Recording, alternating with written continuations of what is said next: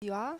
Vă mulțumesc tuturor că ați reușit într-o zi atât de ocupată în timpul săptămânii să ne onorați cu participarea la acest eveniment. Dezbaterea se numește Creierul întotdeauna o provocare și avem invitați astăzi doi profesori din Turcia, dintr-un mare spital din Istanbul. Doi profesori cu o experiență foarte largă în tratamentul afecțiunilor chirurgicale ale creierului. Profesorul Özenç Minareci, care este neuroradiolog, unul dintre pionierii neuroradiologiei în Turcia, fondatorul primului departament de neuroradiologie din Istanbul, și profesorul Talat Kırış, care este renumit pentru contribuția sa în ceea ce privește tehnicile chirurgicale endovasculare, pentru tratamentul vazospasmului, care abordează o serie întreagă de leziuni foarte dificile. Este șeful secției de neurochirurgie și al secției de neurooncologie din Societatea de Neurochirurgie din Turcia. Vă mulțumim pentru participare și vă invităm să împărțiți cu noi din experiența dumneavoastră.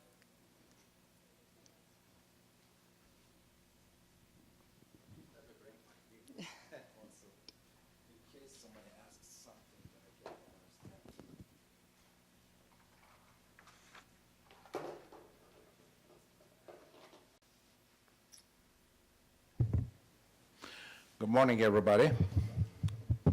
Thank you for being here. It's a great honor for us to have the opportunity to talk to you, to have the speak. And we are a team. We all work together for almost a quarter of a century. And today's event's name is The Brain, Always a Challenge. Yeah, that's true. The brain is always a challenge, and on the other hand, life is a challenge itself too. But dealing with the brain abnormalities, dealing with the brain disorders, a little bit higher level of challenge. And if this brain does not belong to you, you feel more restricted, you feel more in difficult. So it's really a tough thing to do. During my talk, I'm not going to go too much detail, but this is a brief that I'm going to talk about, a short story of myself, about my hospital and our team and the modalities we have in our Florence Nightingale group, and some samples of cases that we have performed and the facilities that we have.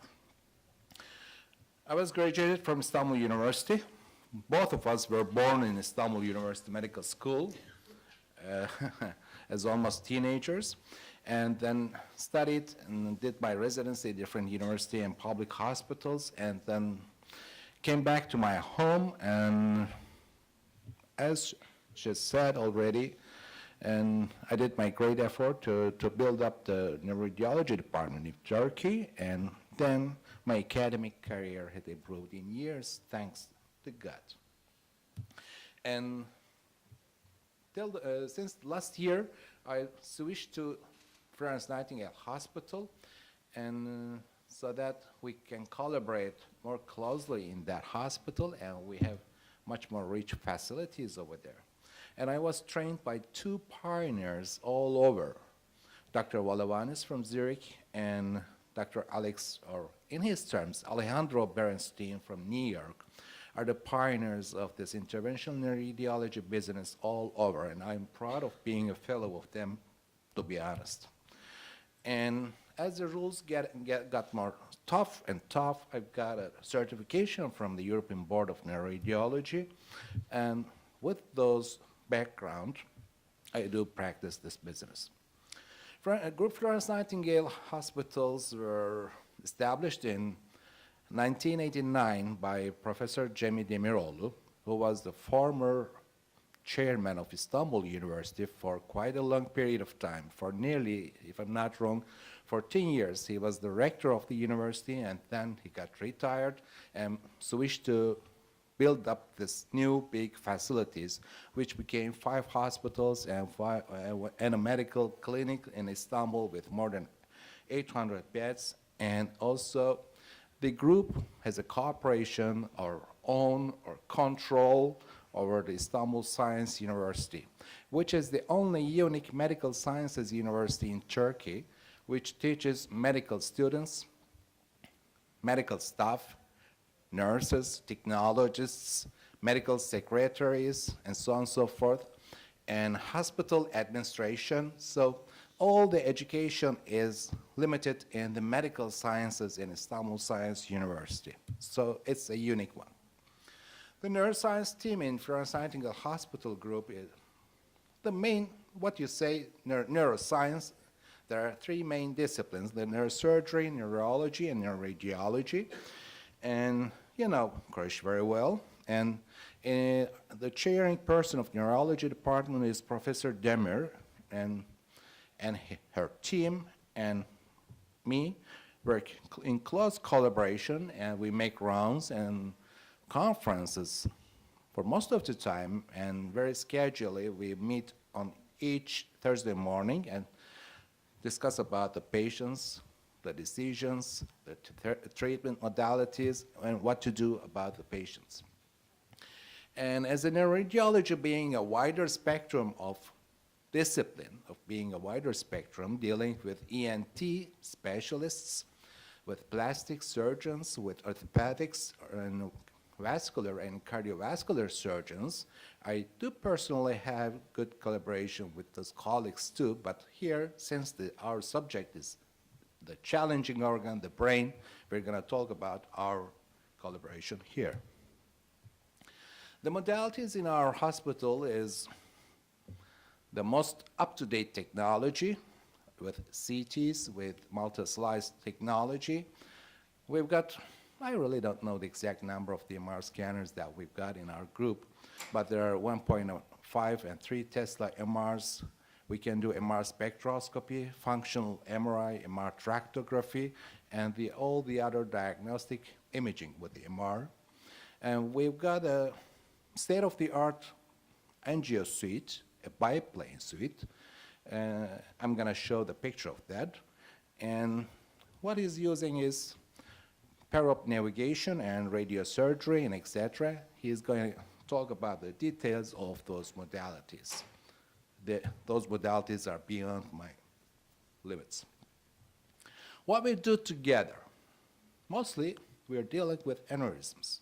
Probably the most common vascular problem of the central nervous system is aneurysms, so that we do treat them. And as you know, the endovascular approach for treating the aneurysms has gained an acceleration after 1992 with the development of GDC coils, the coils that are used for embolizing the aneurysms. And then as the devices has improved, we all improved our technology, our practice, and so now we are dealing for most of the aneurysms and treating them endovascularly with coils, with stents, with coil plus stent, balloon-assisted coiling, or in some cases we use flow diverters and new rising era. And also we do treat arteriovenous malformations and fistulas and so forth. If there's a stenosis, extracranial or intracranial, it can be stented, of course, and some tumor embolization cases that we've got to have. And in some cases, we do preoperative embolization, whereas the operation is thought as not to give a great benefit to the patient. We make embolization to stabilize the patient. Sometimes it gets cures, but at least to stabilize the patient. And also we're dealing with the plastic surgeons with the vascular malformations of the head and neck. And also if there's a hypophyseal lesion, in some cases we do inferior petrosal sinus sampling or some spinal problems or ENT problems and so on and so forth. This is my toy, my great toy. This is the state-of-the-art angio suite from GE, thanks to GE guys that they have improved their technology to the highest level right now, and they have installed this angio suite as the first one all over last year in my hospital. As you know, imaging and the imaging quality, the resolution is a superb importance in dealing with interventional neuroradiology. So that we've got that. What we need the next is the guidance. What we call the guidance is road mapping. There are different kinds of road mapping. Subtracted road mapping might be accepted as a general road mapping technology in many devices, but here we've got a blended road mapping. After getting a full scene or run of an angio at a certain position, we fix a certain picture. Let's say we're going to have this picture as the road mapping. If you press the button, this picture gets frozen on the screen, and after that, if you make a fluoroscopy with the catheter moving inside the vessel, you'll see it moving within that arterial tree. Here, this is a blended road map. You see the coil, we are deploying the coil within an aneurysm in the anterior communicating artery with the balloon assisting here. It's not inflated yet, but ready there to be inflated in case we need it. But we can see all the details when we are deploying with such teeny tiny structures. And with our angio suite, what we have else is the IV angiography technology. In some cases, we do not need to go directly into the arteries and inject the contrast media, just a venous puncture and give some contrast media and make a calculation of the circulation time of the contrast media into the brain arteries, and then you get that quality of image. Let's say, oops. After putting a carotid staining, there's no need to make an intraarterial study, just to make an IV injection and get that quality of image. And also, we get CT images or CT reconstructions, whether they are two-dimensional or three-dimensional, and after placing a flow diverter stent and also jailing a microcatheter to fill the aneurysm sac, we can see all the details of the microcatheter and the stent with high resolution or in color mode and 3D picture. The image quality and detail is really very different. And we get a 3D image and we can change its position all over. We can control the neck of the aneurysms, the vessels that are arising from the neck or from the wall or from the side branches, and make a decision what to do and which technique to be used to treat that kind of cases. In stenosis, let's say in basilar artery, in the proximal basilar artery, there was a severe stenosis, a symptomatic one, and we put a stent over there, and with the images, CT images, let's say, which are obtained on the angio table, are so quite good that we can have an idea about the struts of the vessels, and we can get an axial image, and here we can see this CT scanning of the image here all the way up to the upper portion of the stent. What other facility that we have? For example, if there's an AVM, let's say, it's not necessary for being all AVMs, but in an AVM case, if you do a 3D angio, if you get it, if you get the MR scan of this patient too, and if you merge them, if you integrate them, you can put all these vessels three-dimensionally and within the brain tissue and see exactly the position. So in planning gamma knife treatment, probably it's better to see whether you are radiating the neighboring tissue or not, or just the AVM tissue, AVM area itself. And here you see there's an angio, 3D angio, and the diffusion scan of the MR. And here you see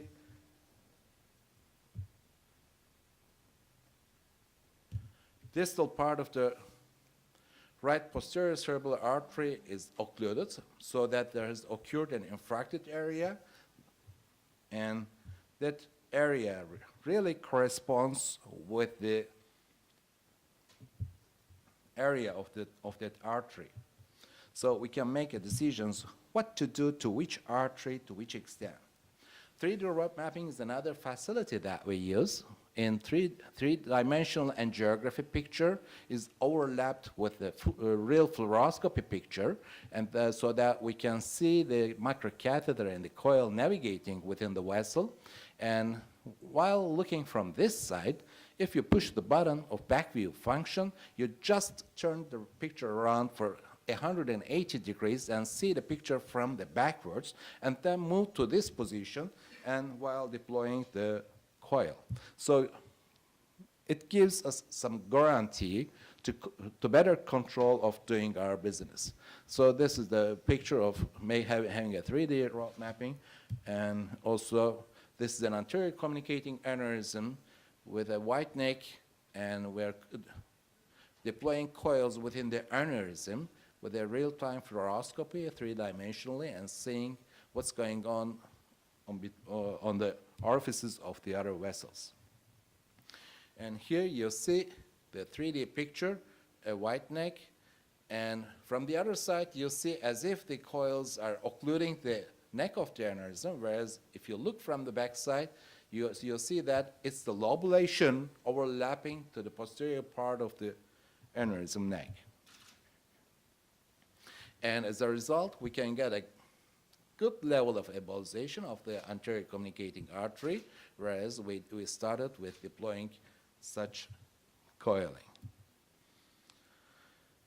And it was volume rendering images. I don't know how many of you are physicians or not, but we have different kinds of reconstruction techniques in imaging.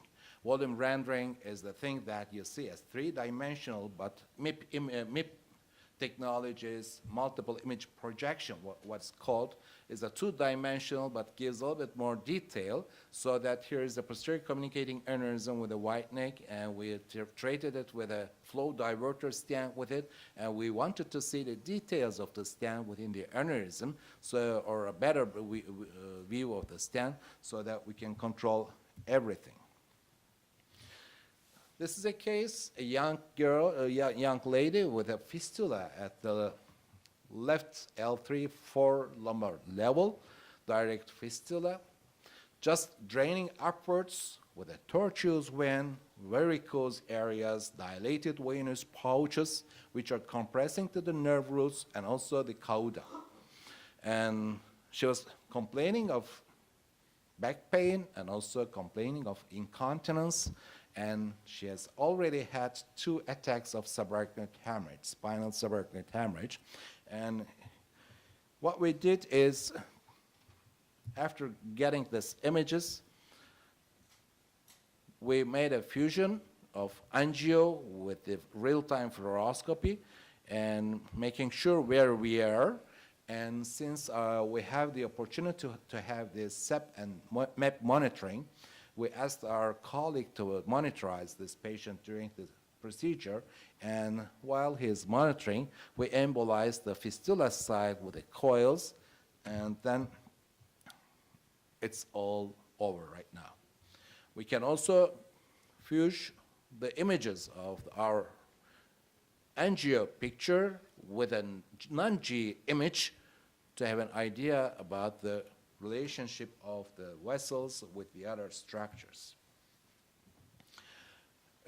This is a little bit challenging, since the topic is challenged. A kind of challenging case with she was about 74 years old lady presenting with a cardiaco-cavernous fistula, and especially on the right eye, it was a little bit reddish, and she has lost the vision, and he had proptosis. And here what we see on the left internal injection, The fistula is around the cavernous sinus. There's not a direct fistula, it's an indirect type fistula, whether from the internal carotid artery branches or from the external carotid artery, whereas there were no cavernous sinus on the right side, and intercavernous communication let the flow go to the right ophthalmic vein and retrogradely, and then the cortical veins were refluxed, which is a great danger for the patient, and that patient needed to be treated. And this is the right internal carotid artery projection. There's no venous face. There's a very tiny, probably, there isn't actually, inferior petrosal sinus. And on the other hand, almost identical. Look at the external carotid artery feeders, internal carotid, almost identical pictures. And here, what we did, we decided to make the treatment through venous approach. And after having a venous puncture, we traveled all the way along the groin to the, let's say, inferior petrosal sinus, and tried to catheterize the inferior petrosal sinus and made a venous injection and discovered a new route, intercavernous communication between left side and the right side, so that our strategy was to go to the left side first to fill the cavernous sinus with the coils, and then pass through this passage, a tiny passage to the right side, and to fill the right cavernous sinus and finish the job. Because it's a kind of dural fistula, and in those fistulas, it's really necessary to embolize especially the venous side of the lesion.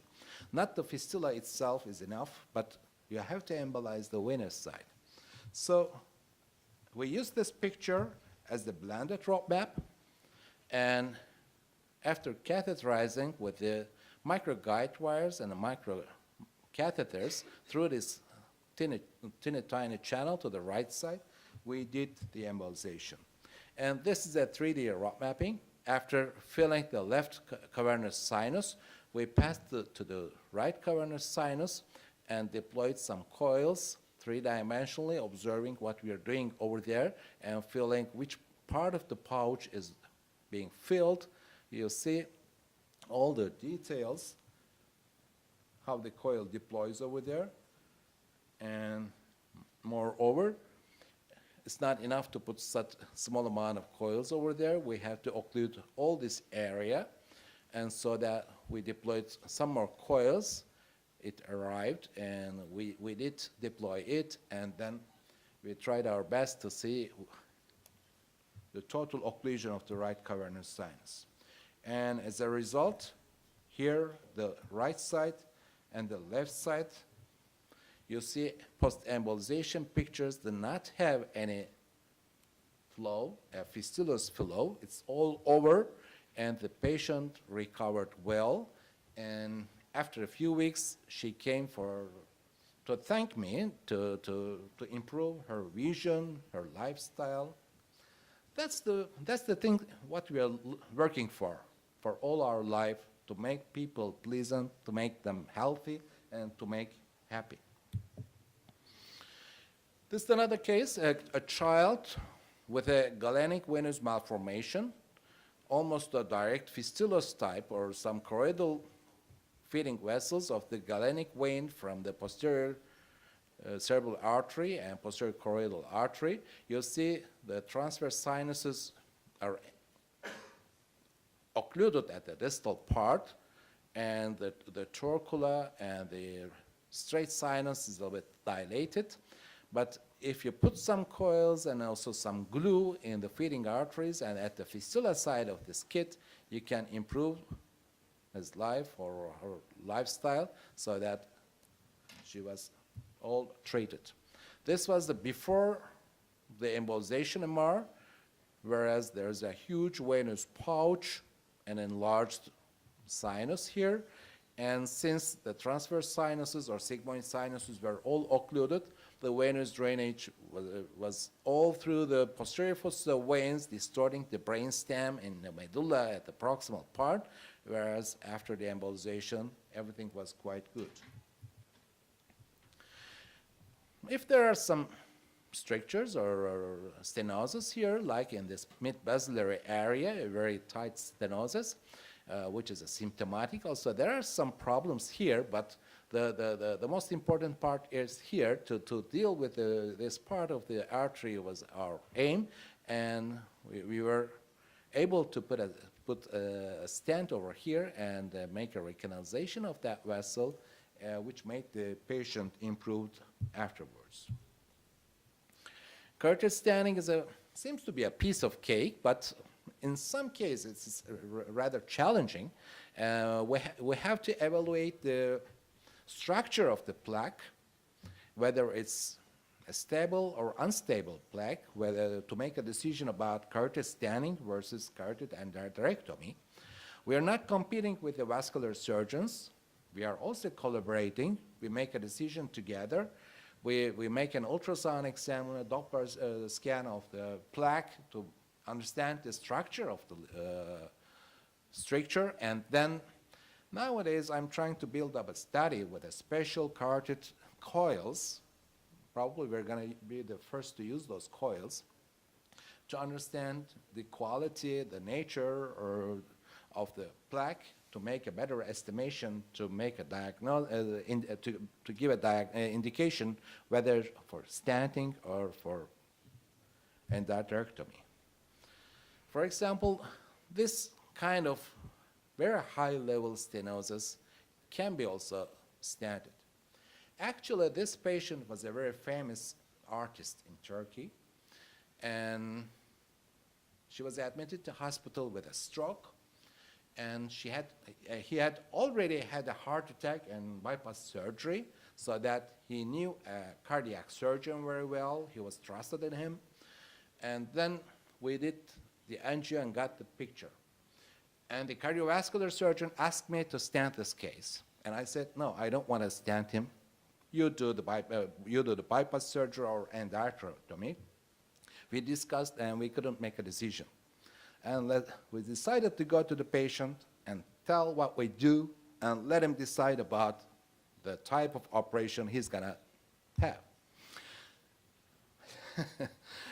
I'm in such a part that if you explain the patient that he's going to cut your neck or he's going to cut your cranium and put something outwards and repair it and put it in afterwards, and if I say, I'm not going to touch that part, I'm just make a puncture from the groin and just travel all along the way through the vessels and do something and improve you, they always prefer me. That was the way which occurred. That was the way which occurred, and I did case, but it was one of the most challenging cases because the reputation of the patient, he was very famous, and the high risk of the procedure, but as a result, we got a good result. And afterwards, I've seen him for many years on the TV, at sitcoms, and I was really proud of doing this job. This is a kind of dural fistula with the dural arteries from the internal carotid artery, from the muscular and dural branches of the vertebral artery, and also the external carotid artery feeders. There were the dural fistula of the left sigmoid sinus, which was occluded proximally and distally, and refluxing to the cortical veins, and proximally some reflux to the sinus rectus, and we decided to embolize this case. What we did, embolize the whole sinus. But actually, there was no exit of this sinus.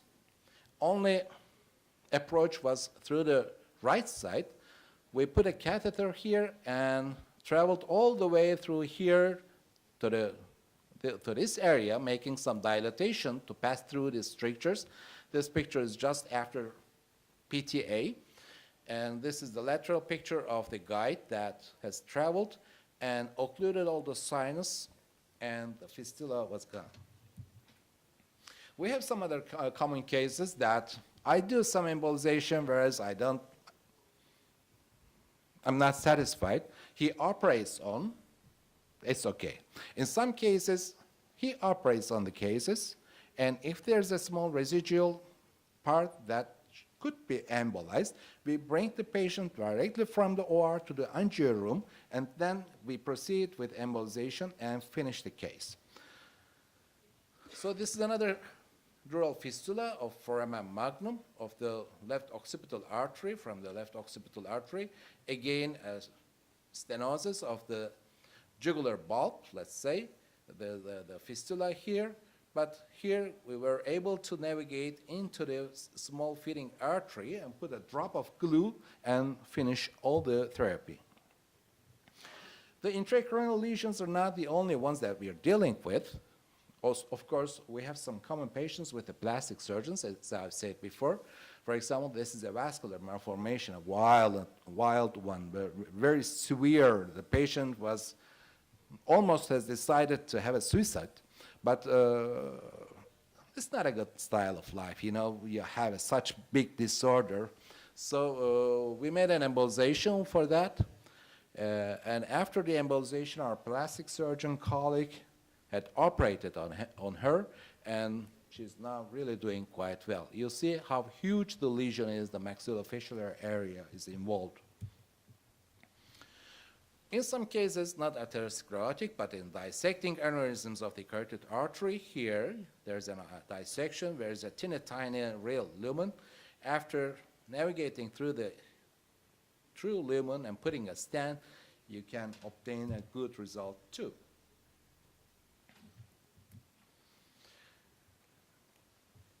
We're not doing only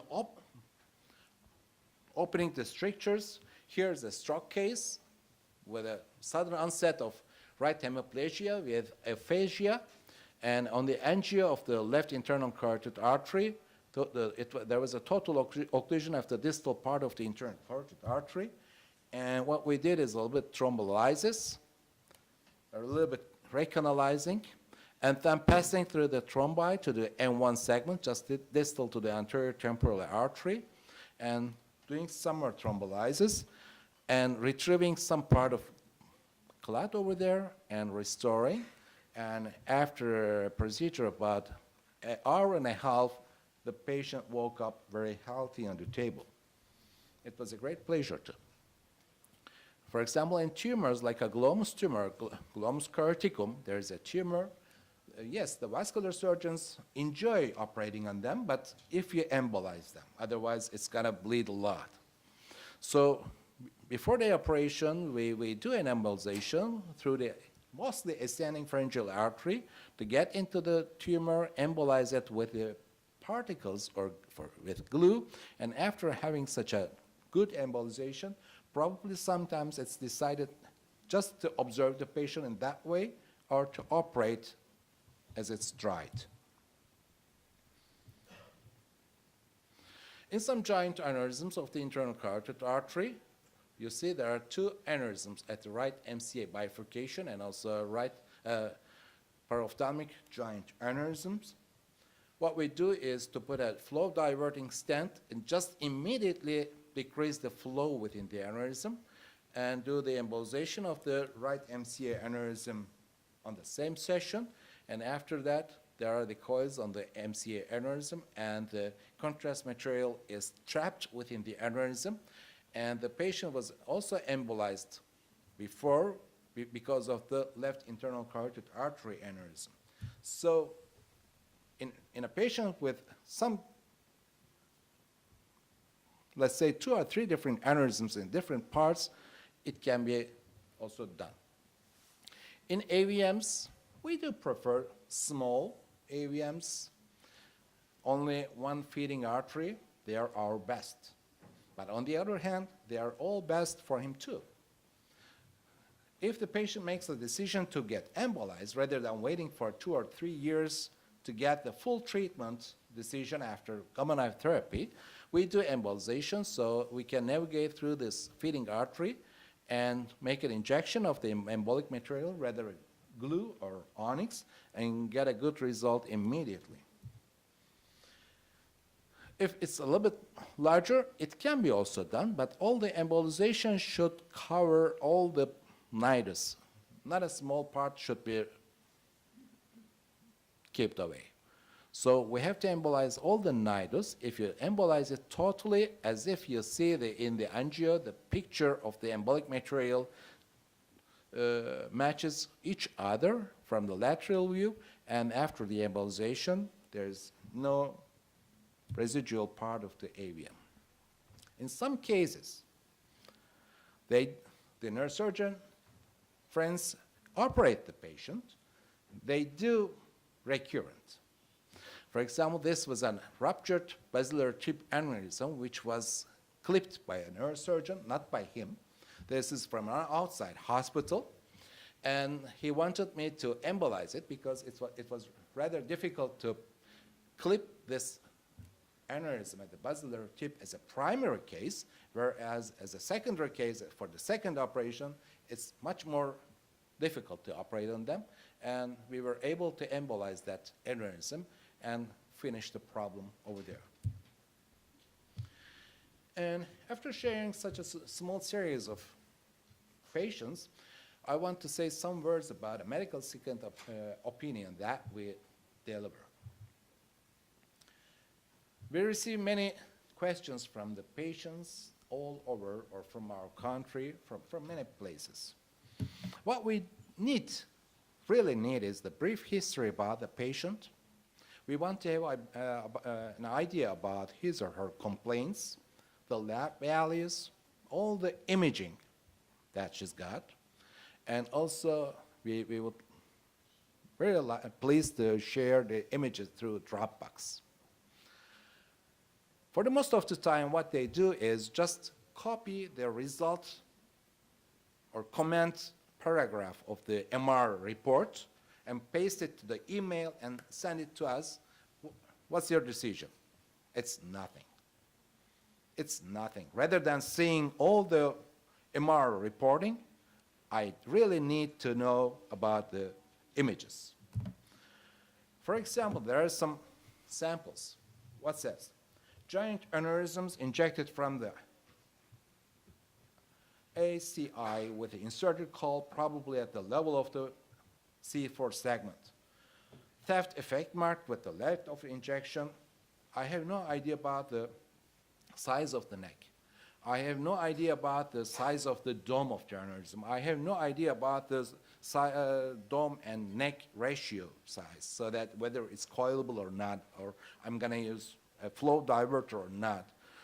And I don't have any idea about the symptomatology of this patient, whether a cavernous segment aneurysm really needs to be treated or not. In some cases, we do not treat them because they're not in danger of having a subarachnoid hemorrhage in case there is a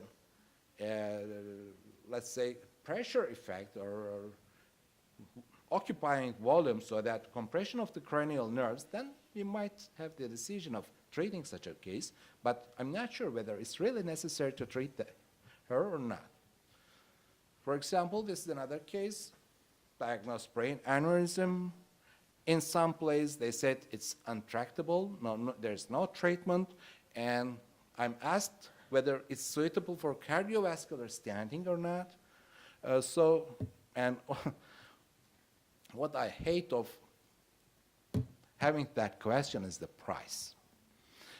If I don't have any idea about the health condition of the patient, if I don't have any idea about the lesion, so I don't have any idea about the strategy that I'm going to use, coils, stents, balloons, flow diverters, so on and so forth, which imaging technologies, which imaging modalities are to be used. So it's rather difficult to decide about the duration of the intensive care unit stay or in the hospital room stay, but they all ask about the price in advance. Excuse me, I'm not able to give that price. I can give an average estimation after having all the data that I need in advance, but it's not a very precise cost. So I need all these questions. And also what I forgot, is there a thrombus within the aneurysm or not? So is there a risk of having a stroke during the procedure?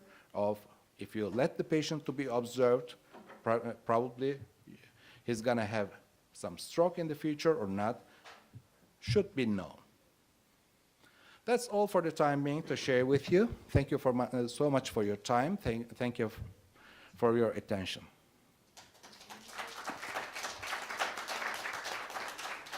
Right now, we can show it later, during break or something like that.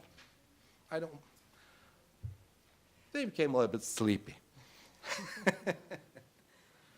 So thank you very much. We've been so much delighted to see how difficult conditions you treat. It's a challenge. Yes, it is a challenge indeed. The title is true. Right, so we take questions and comments, please, from the audience. I'm sure you are interested in... Please. I want only to congratulate. I want only to congratulate you, and I am happy that you treat such a difficult cases, because I'm not feel comfortable in treating these huge aneurysm and dural fistulas and things like this. Well, I try to do this, but if you do it instead of me, I'm happier. And I congratulate you again that because you are a team with the neurosurgeons, and this is a big thing. Thank you very much. Thank you so much. Actually, I'd rather be in your position to ask somebody else to treat those cases, those challenging cases, because they are really in a nightmare. And from the practical or philosophical point of view, what I do is to live with the patient a few days in advance before doing the case. I always think about the lesion. I always think about the patient to develop some strategies, what to do at what step. If a problem occurs at this step, what should be done the next? So I have to develop different scenarios, disaster scenarios in advance, because in that moment you don't have any time to make a decision. Because if something goes wrong with a sub-millimeter distance, it's a disaster. So you can get into problem, sure. If you do something, you get into trouble. If you don't do anything, you don't have any complication or any problem. Since we are such crazy guys that dealing with those cases, so it's really tough thing to deal with those cases, because you live with those cases. Sometimes you get an emotional contact with the patient, you live with the family, you have them in your mind. But never mind. It's okay. Well, I was trained in France in this field, and Jacques Moret said all the time that no matter how many technical complications we have during the procedure, it counts only the clinical complications after. So if we have only few clinical complications, we can have many, many technical complications during the procedure. Let me not have any technical and also clinical complication. I prefer that way. Should we do that? So thank you very much. How much is the proportion of foreign patients you treat in your center? In the meantime, actually, it's not so high. Probably around 10 or 15%. Because the problem is that we are unable to give a cost in advance. Yes, estimation, yeah. Which makes Difficult. to get in contact with the foreign patients. So it's the most difficult part. Understand. Can they travel by airplane after the intervention? Sure. Of course, because this is one of the questions they usually ask when addressing such a surgeries. If they're not able to travel by airplanes, so they are not treated. Okay, perfect. If they are treated, they can do anything. Okay, thank you very much. Thank you. So I invite Professor Kırış. I think the key feature here is working in a team. So we'll see the other part of the team.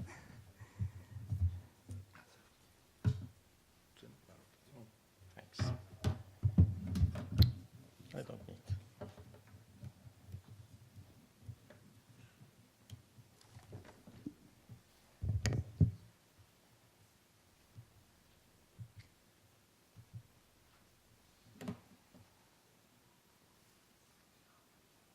Thank you very much for inviting me.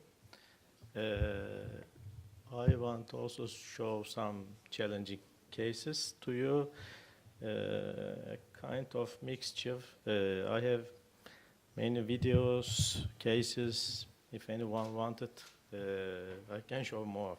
My primary interest is neuro-oncological and neurovascular surgery. And Dr. Minareci showed our facility. We tried to build a center of excellence, and I want to show you one picture from our operating theater. Yeah. This is also brain surgery,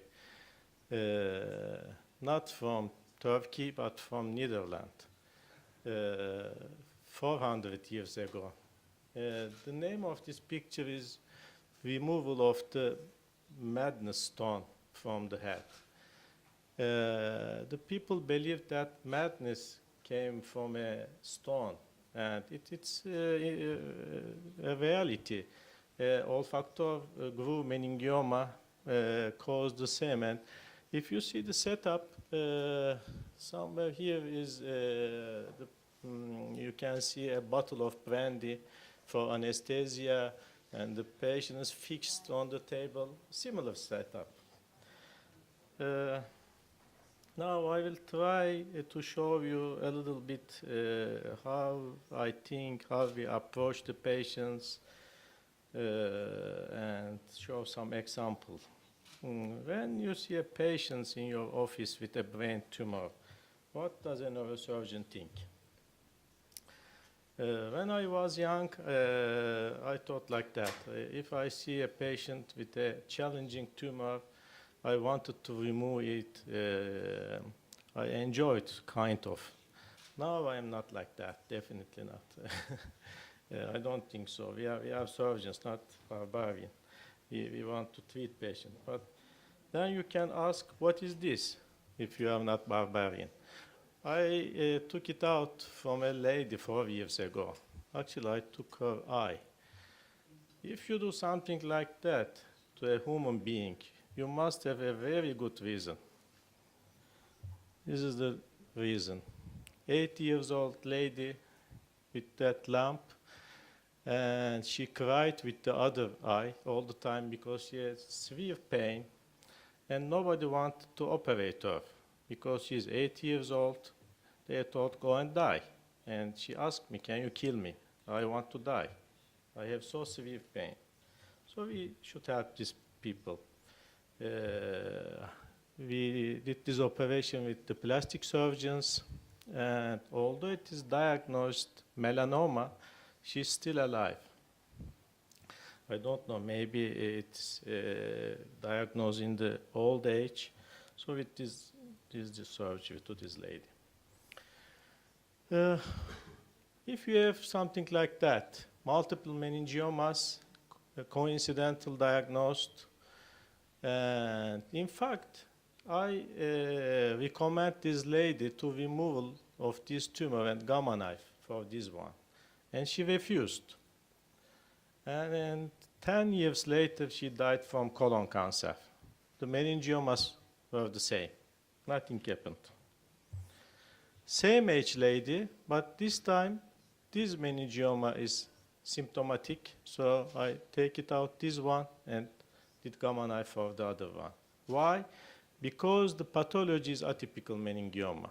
So I did gamma knife for this one and also this area, because I left a very small piece on the sinus. This lady is operated in an outside facility, and after 4 years from her operation, she came with this tumor. And I suggest gamma knife. she doesn't believe to gamma knife. She said, I read from internet, it doesn't work. I don't know why she thinks so. But so she wanted to be operated from this tumor. But the sinus was open at that time. So I wait 4 years, and then the sinus was occluded completely, and I take it out. This was a patient from maybe from 15 years ago. At that time, when we diagnosed these kind of people with epilepsy, left side, it's a low-grade astrocytoma, we prefer to wait if the symptom is only epilepsy. But they grew. So nowadays we are better. And insular glioma, again left-sided, but now we have a lot of tools. We have better MRI, we have MRS, we can measure the cerebral blood flow on that area, we have functional MRI, this and that. So now we know more about these tumors, and this is the operation after this tumor. But what in that lady, 30 years old lady with this tumor, enhanced films with gadolinium, this is not operable. The only way is biopsy in that patient. And we did biopsy, unfortunately, glioblastoma. And we do also bigger operations, skull-base operations. Nowadays, less and less, but still we do skull-base operations. Actually, I trained as a skull-base neurosurgeon, and these are the cadaver dissections I did many years ago. In some cases, you need, for example, this kind of meningioma, you can take it out with this approach. Same meningioma, same surgeon, but I couldn't take it out. Why? If you look carefully, this is the one I removed completely. The artery, basilar artery, is perfect. But here, there is invasion on the artery. So maybe the big challenge in our field is to make a decision, sometimes intraoperatively. But for that, you must work properly. In most cases, we discuss before the operation, we build a strategy, and then go on. Another patient, what do you think this? She sent me with a diagnosis, thrombosed aneurysm of the cavernous sinus, but this was a schwannoma, in fact. So I operated with orbitozygomatic, and this is after the operation. I do also operate orbital tumors. This is one of the areas I like to operate. This is a lady operated for that reason. Vestibular schwannomas. In the past, I operated a lot, but then a time came and I start to send my patients to gamma knife for the second opinion, and nobody came back. They wanted to treat it with the gamma knife. So we decided to have a gamma knife, because we cannot say we don't have this facility in our hospital. Our patients go to other hospitals. This is the perfection we have in our hospital. Nowadays, we don't operate schwannomas, almost none. If the schwannoma is not bigger than 3 centimeters, and if it is bigger than 3 centimeters, we do partial removal, because facial paresis is unacceptable. I know patients try to suicide because facial paralysis. In the 10 years, 15 years ago, when we do big surgeries, big skull-based surgeries, and the patient has double vision. He said, okay, you are not hemiplegic, you can walk, and what is double vision? It's not like that. Double vision is very important. Cannot watch television, cannot drive the car. It's unacceptable. Nowadays, even a small complication is not acceptable. So, if possible, we do minimal invasive treatments. This is such a schwannoma, not my case actually, because this is 7 years. It's a courtesy from a friend. But we do also a lot schwannomas.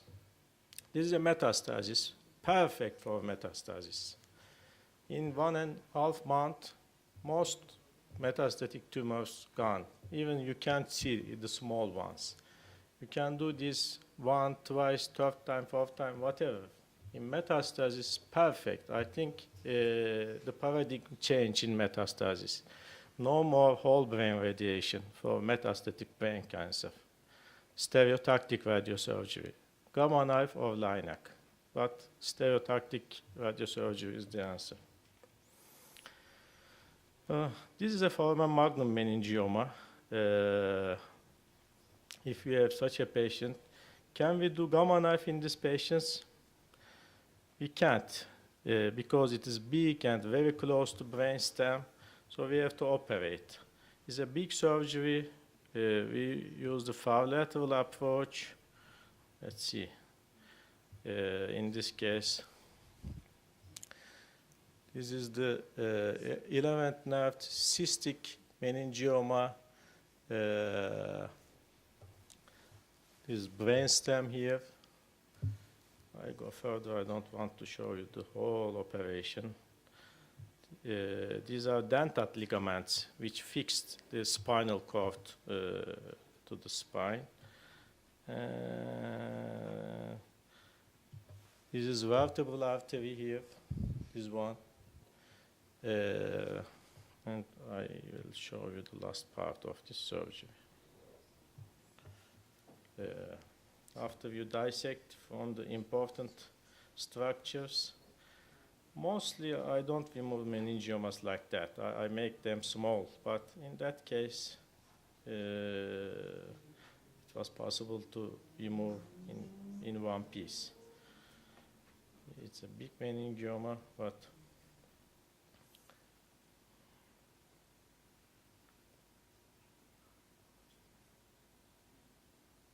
now you have everything. Pica is here, vertebral artery, the other vertebral artery, other side, etc. This is a 5-year-old boy. Came to the hospital because he had incontinence and he had an epileptic attack in the hospital. And we found him like that. And it's difficult. It's a huge cystic tumor. Obviously a craniopharyngioma in that age. But I thought if I operate this young boy for that meningioma and remove this, the changes in the volume, intracranial volume, the distortion, he will not survive, I thought, because it's huge. So I put a catheter and Ommaya reservoir, simple operation, and 6 months we suck the cyst and make it smaller, and then we operated. Actually, I operated him twice. I operated, and then there was this rest, and then I operated again, and this was the last film. Actually, there was a very, very tiny, small piece, and we did gamma knife for that. And this is the boy. Before the operation, he was like that, not good. These are the teams opposite my team. But after the operation, Fenerbahçe and Galatasaray is this, and Beşiktaş is this, my team. After the operation, definitely, yeah, he healed.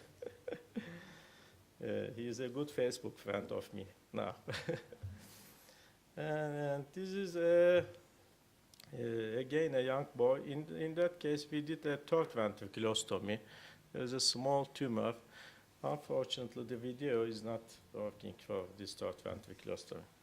Now, neuronavigation. We use very extensively neuronavigation, almost in every case. I just show one example. But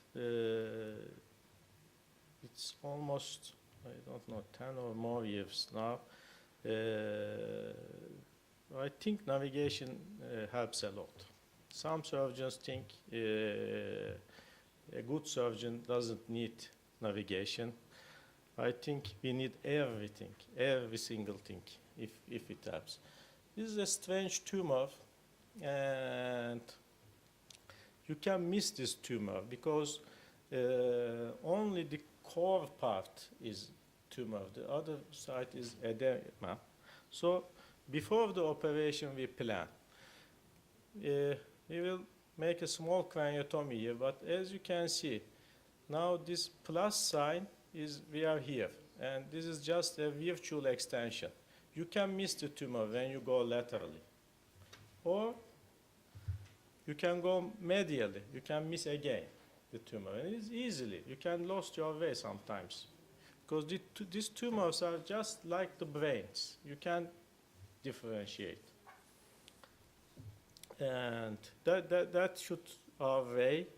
And when we start millimeter by millimeter with navigation, we follow this route. We draw this route, and in every step, I control it. I try to be on that line. And now it's exactly like that, on that point. So it is done. You can